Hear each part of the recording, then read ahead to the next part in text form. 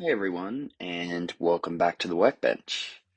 Today we're going to be looking at my custom Bandai tecs Gordon. Okay, so this might seem a bit out of nowhere, considering I'm usually just Erdl focused, but here's the thing.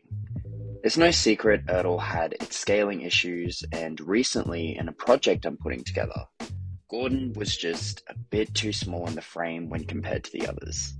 It's not a big deal on his own. I actually really like the Erdl Gordon, but compared to the smaller engines like Thomas, it looks a bit off, so I looked for other options rather than scratch building one. I landed on the Bandai tecs Gordon because it was die cast and had some weight to it, plus genuinely just being a really good model, so I bought a sun-faded one for cheap, and it scales much better. Another option was the Nakayoshi model, but I like the proportions of the tecs model a bit more, so I went with that. Taking apart this guy was actually a really nice change. It's sturdy and well constructed, with all of the pieces being removable, even having a separated chassis block, and all of the pieces could just be laid out for me to paint. With that, I started repainting the wheels in my standard blue to match the others. Originally, I intended to repaint the whole thing, but the paint was actually not too damaged, so I left it for now because it was actually really nice and really smooth. Now, the Bandais have a switch that changes the polarity on the magnets, and this is on Gordon's tender.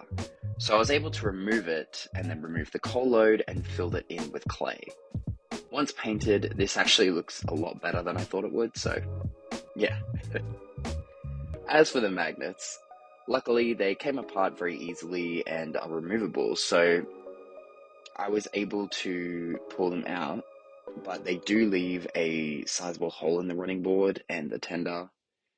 The tender cutout was filled with card and painted, while the front buffer beam was covered in card and made into a new piece. The original buffers had to be cut off and replaced with my own, and the rear buffer beam was rebuilt again with card like a lot of my scratch-built models. I was then able to repaint the running board, and it started coming together really nicely. Thin coats were applied in first red and then white. The final details were painting in the side rods in light grey to match my other engines, and repainting the handrail silver, plus blacking out the tender and the cab. With some new faces and a gloss coat, Gordon was complete, and now looks lovely with the others, I think. I was even able to add some figures in the cab, which is a really nice addition, I think. I would love to be able to do this with more. In future, I might redo the paint, as I think it's slightly a bit different, but look, not enough to make me do it right now, so he's fine. And with that, he's fully finished. I'm actually really happy with this one. It's a really heavy model, so filming with it is much easier as he doesn't bump or sway around like the other Erdls. The only thing is that now I'll have to find a Henry to match, but it's proving a bit difficult to find one for a good price. So we'll see when I get that one done. Hi everyone, thanks for watching. I just want to say thanks for the positive response to my last short. This video was actually meant to be last week's, but I pushed the other short out because I didn't have this one finished yet. I would love to know what else you guys would like to see spotlighted in this series, as it's my favorite to make. I'm slowly getting back to making videos again after hurting my wrist, so I'm getting there.